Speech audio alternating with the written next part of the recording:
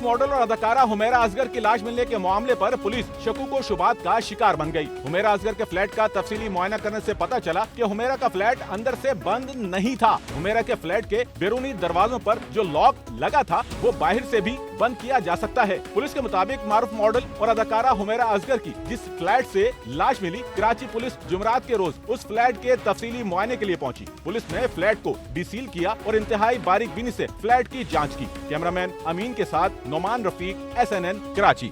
सचल news network की videos में खुशामदीद। नाजरीन, वीडियो से मुतालिक अपनी कीमती राय का इजहार कमेंट बॉक्स में जरूर करें और चैनल को सब्सक्राइब करें।